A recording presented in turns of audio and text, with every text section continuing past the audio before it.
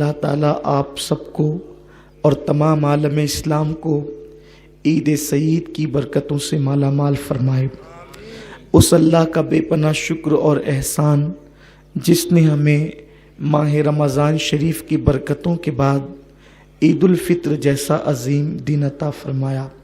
اس دن کی برکتیں کیا کہنا، اللہ کے حبیب غیب دہ نبی مصطفیٰ کریم رؤوف الرحیم صلی اللہ علیہ وآلہ وسلم نے ارشاد فرمایا کہ جب عید کی رات آتی ہے جس کو انعام کی رات لیلۃ الجائزہ کہتے ہیں، اللہ تعالیٰ فرشتوں سے پوچھتا، اے فرشتوں، جن مزدوروں نے اپنا کام مکمل کیا ان کو کیا ملنا چاہیے؟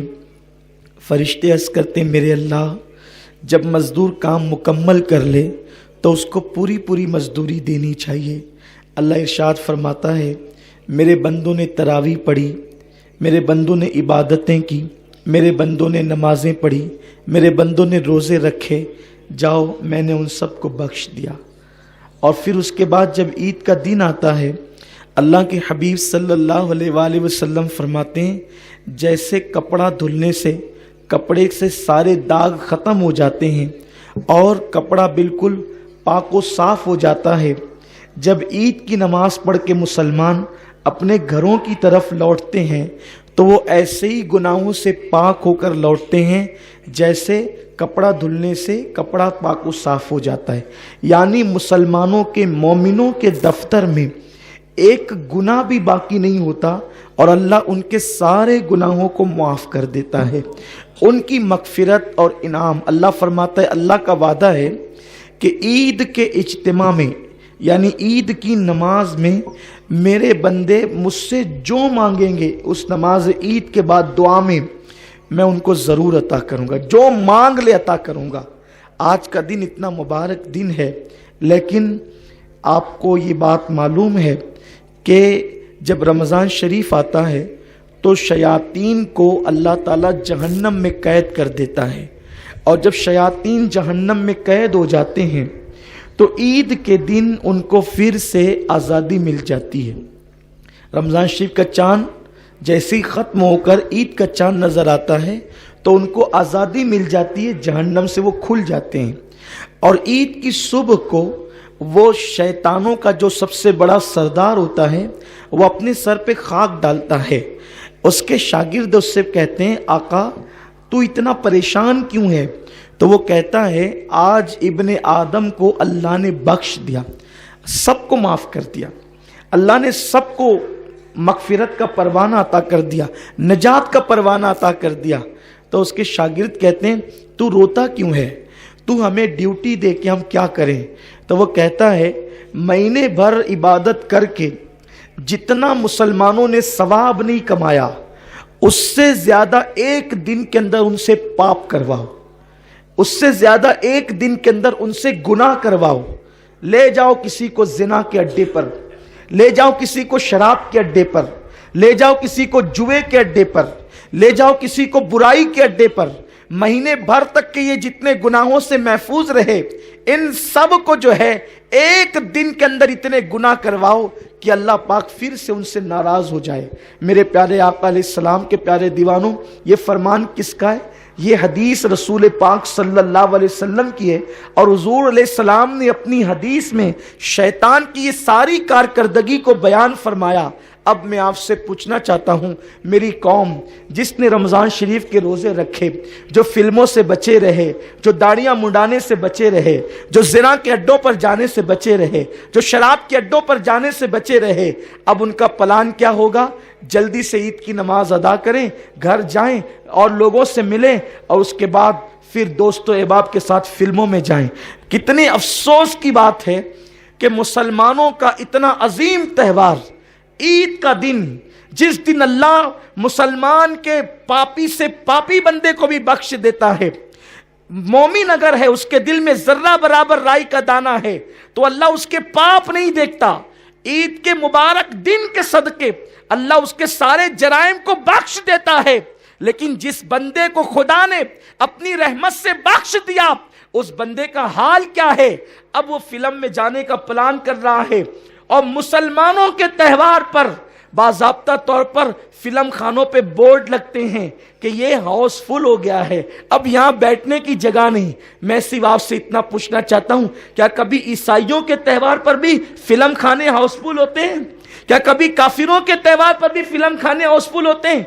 मुसलमानों, तुम्हें शर्म आनी चाहिए कि जिस मजहब के रसूल ने आंखों से बदनजरी करने पर फरमाया कि जो लोग निगाहों से बदनजरी करेंगे, अल्लाह ने जिन चीजों को देखने से मना किया है, उन महरमात को अगर वो अपनी आंखों से देखेंगे, मरते वक्त पहले उनका ईमान छीना जाएगा, उसके बाद उनको मौत आएगी। हैरत है, वो कौमें, वो लोग जिनके यहां रसूल की आमद का कोई तसव्वुर नहीं, हैरत है जिनके यहां कुरान जैसी किताब नहीं, उन कौमों के त्यौहार पर फिल्म खाने हाउसफुल नहीं होते। उन कौमों के त्यौहार पर जिना के अड्डों पर पहरे नहीं बिठाए जाते।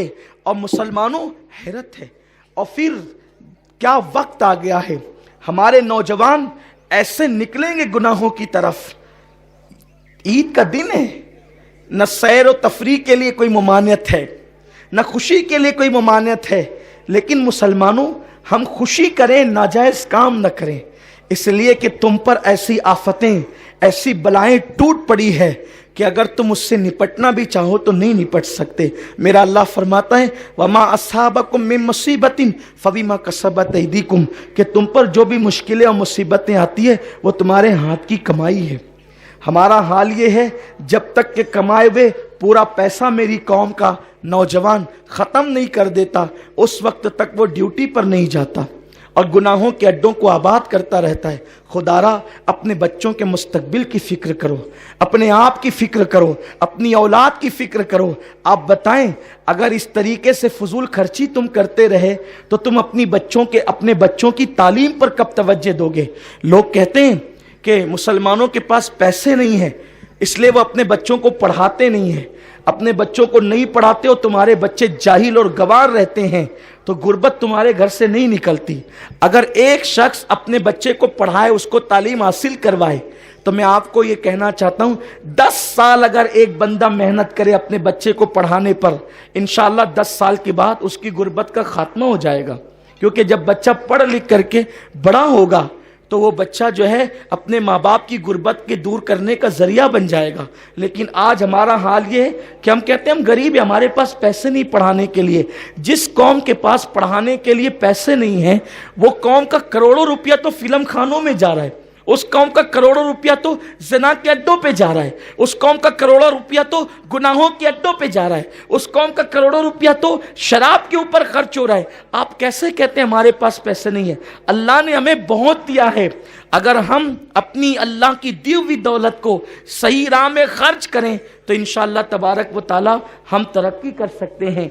आज के दिन, ईद के दिन, ये पैगाम है कि अगर हमें आधी रोटी खाना पड़े तो खाएं, हमें एक दिन में एक टाइम का खाना खाना पड़े तो एक टाइम का खाना खाएं, 2 टाइम का खाना तर्क कर दें, लेकिन अपने बच्चों को ज़रूर पढ़ाएं।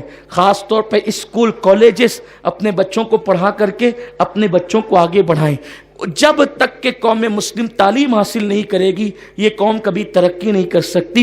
हिंदुस्तान की सरजमीन पर इस्लाम दुश्मन अनासिर ने यह मंसूबा बना लिया है, इनको जाहिल रखो, जाहिल रखेंगे तो ये गरीब रहेंगे, और जब गरीब रहेंगे तो यही बैतुल खला साफ करेंगे। वो कौम जिसने इस मुल्क में 1000 साल तक हुकूमत की है, अब उस कौम से बैतुल खला साफ करवाने का मंसूबा है। और क्यों?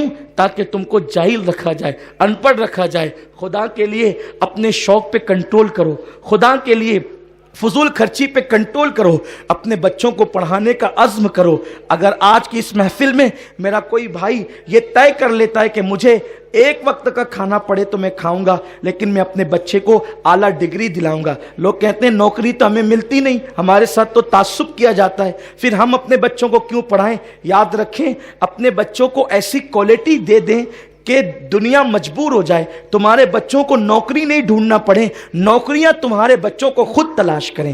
ہمارا یہ مزاج ہونا چاہیے. اور پھر ہم نوکری کے لیے اپنے بچوں کو نہیں پڑھاتے ہیں, ہم اپنے بچوں کو ڈگری اس لیے دلواتے ہیں تاکہ ہمارے بچوں کے اندر کوالٹی پیدا ہو, ہمارے بچوں کے اندر شعور پیدا ہو, ہمارے بچوں کے اندر سنجیدگی پیدا ہو. مسلمان فضول خرچی سے پرہیز کرے اور مسلمان جو ہے اپنی دولت کو ضائع کرنے سے پرہیز کرے. اللہ تمہیں بہت دیتا ہے لیکن تم اس کی قدر نہیں کرتے. میرے پیارے آقا علیہ السلام کے پیارے دیوانوں, کہنے کی بہت سی باتیں ہیں لیکن بات اتنی ہے, میری تقریر سے زیادہ آپ کا وقت قیمتی ہے, اس لیے میں اپنی گفتگو کو زیادہ طول نہیں دوں گا. بس ایک بات کہہ کے اپنی گفتگو کو ختم کر دوں گا, ورنہ آپ کو ہر سال یہاں آنا ہے. آپ کا یہ مزاج نہ بن جائے کہ جماعت تو تاخیر سے ہوتی ہے تو ہم نے دیر سے جانا ہے. نہیں, میں 5 منٹ تقریر کم کروں گا چلے گا, لیکن ہم اپنی عیدگاہ کے مزاج کو بنانا چاہتے ہیں. اس لیے بنانا چاہتے ہیں کہ یہاں سال میں 2 مرتبہ آپ کو جمع ہونا ہے. ہر بندہ یہ سوچ کر کے آئے کہ ہم جائیں گے اور وقت پہ جماعت کھڑی ہو جائے گی, کسی کا انتظار نہیں ہوگا.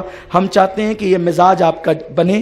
بس میں اپنی گفتگو کو یہ کہتے ہوئے ختم کرتا ہوں. اللہ نے فرمایا وَلَا تَتَّبِعُوا خُطُوَاتِ الشَّيْطَانِ, تم شیطان کے پیچھے نہ چلو اور آپ شیطان کے پیچھے نہ چلیں. شیطان آج پوری طاقت لگا دے گا, پورا زور لگا دے گا.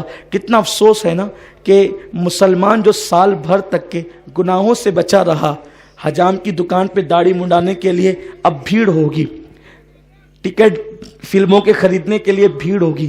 سوچو اس وقت تو رسول پاک کے دل پہ کیا گزرے گی. تمہارے نبی تو زندہ ہیں نا, تمہارے نبی زندہ ہیں, ہمارے نبی زندہ ہیں. ہمارے رسول جن کا ہم کلمہ پڑھتے ہیں وہ رسول زندہ ہیں اور وہ ہماری جان سے زیادہ قریب ہیں, وہ ہماری جان سے زیادہ قریب ہے. تو ہم جو کچھ کرتے ہیں حضور علیہ السلام وہ سب کچھ دیکھتے ہیں.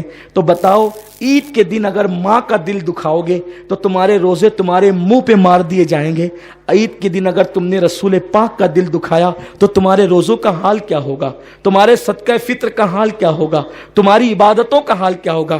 اس لیے خدا کے لیے جب بھی شیطان تمہیں گناہ کی راہ پہ لے جانے کی کوشش کرے تو دل میں صرف ایک تصور کر لینا, حضور مجھے قبر انور سے دیکھ رہے ہیں. اگر وہ ناراض ہو گئے تو دنیا بھی تباہ ہو جائے گی اور آخرت بھی تباہ ہو جائے گی. اللہ تعالی ہم سب کو توفیق عطا فرمائے. رہی تقریر تو آپ تو مجھ سے ہمیشہ سنتے ہی رہتے ہیں. اللہ رب العزت ہم سب کو حق کہنے, حق پر عمل کرنے, اسے عام کرنے کی توفیق عطا فرمائے.